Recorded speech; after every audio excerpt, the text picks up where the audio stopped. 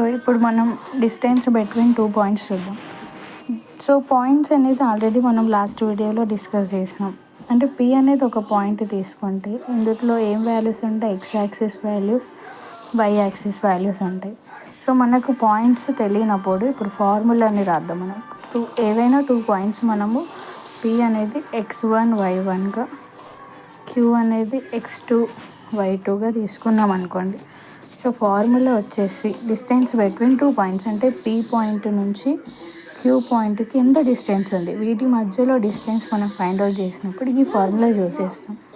√x2 - x1 whole square plus y2 - y1 whole స్క్వేర్గా use చేస్తాం.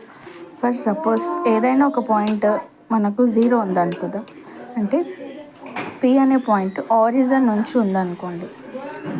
మనకు ఏదైనా ఒక పాయింట్ ఆరిజిన్ నుంచి ఇలా ఫామ్ అయిందనుకోండి. ఇక్కడ మనకేముంటుంది, 0,0 ఉంటుంది కదా. ఇంకొక పాయింట్ మనం ఏమనుకుంటాం, x2 y2గా తీసుకుంటాం.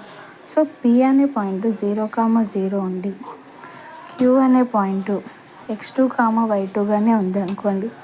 సో అప్పుడు distance between same 2 points PQ, distance between PQ ఏమవుతుంది అంటే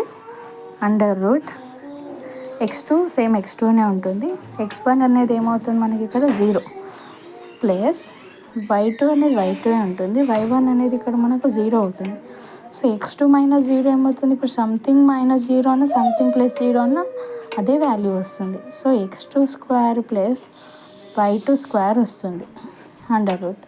సో ఫార్ములా అంటే ఏదైనా ఒక పాయింట్ ఆరిజిన్ నుంచి ఫామ్ అయినప్పుడు సో దాని ఫార్ములా ఏమవుతుంది, x² + y² √x² + y² అవుతుంది.